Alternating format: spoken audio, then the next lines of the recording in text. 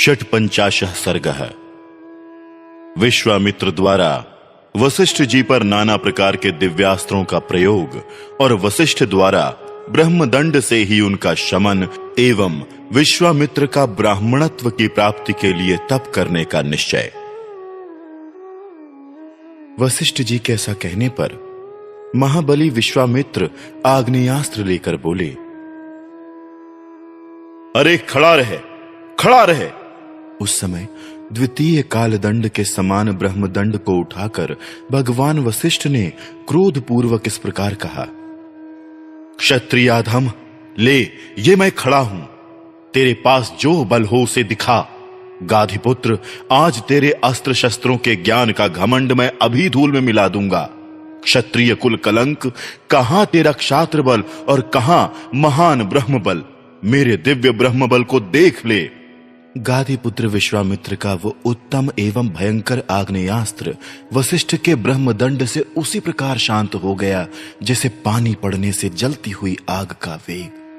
तब गाधिपुत्र विश्वामित्र ने कुपित होकर वारुण, रौद्र, ऐन्द्र, पाशुपत और ऐशीक नामक अस्त्रों का प्रयोग किया।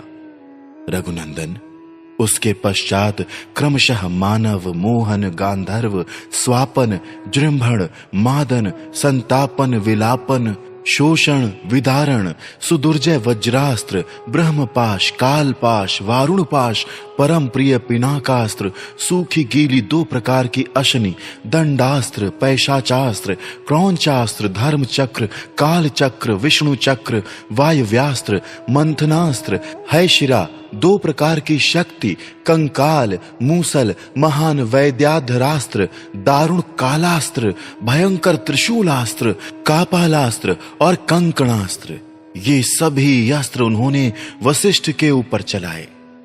जपने वालों में श्रेष्ठ महर्षि वशिष्ठ पर इतने अस्त्रों का प्रहार वो एक अद्भुत सी घटना थी, परंतु ब्रह्मा के पुत्र वशिष्ठ जी ने उन सभी अस्त्रों को केवल अपने डंडे से ही नष्ट कर दिया। उन सब अस्त्रों के शांत हो जाने पर गाधिनंदन विश्वामित्र ने ब्रह्मास्त्र का प्रयोग किया। ब्रह्मास्त्र को उद्यत देख अग्नि आदि देवता, देवर्षि, गंधर्व और बड़े बड़े नाग भी दहल गए। ब्रह्मास्त्र के ऊपर उठते ही तीनों लोकों के प्राणी थर्रा उठे। राघव, वशिष्ठ जी ने अपने ब्रह्म तेज के प्रभाव से उस महाभयंकर ब्रह्मास्त्र को भी ब्रह्मदंड के द्वारा ही शांत कर दिया। उस ब्रह्मास्त्र को शांत करते समय महात्मा वशिष्ठ का वो रौद्र रूप तीनों लोकों को मोह में डालने वाला और अत्यंत भयंकर जान पड़ता था। महात्मा वशिष्ठ के समस्त रोमकूपों में से किरणों की भांति धूम युक्त आग की लपटें निकलने लगी। वशिष्ठ जी के हाथ में उठा हुआ द्वितीय यमदंड के समान वो ब्रह्मदंड धूम रहित कालाग्नि के समान प्रज्वलित हो रहा था।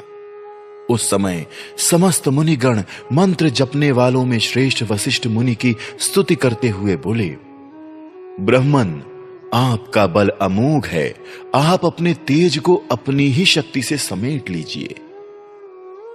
महाबली विश्वामित्र आपसे पराजित हो गए। मुनिश्रेष्ठ, आपका बल अमोघ है, अब आप शांत हो जाइए जिससे लोगों की व्यथा दूर हो। महर्षियों के ऐसा कहने पर महातेजस्वी महाबली वशिष्ठ जी शांत हो गए और पराजित विश्वामित्र लंबी सांस खींचकर यूं बोले, क्षत्रिय के बल को धिक्कार है।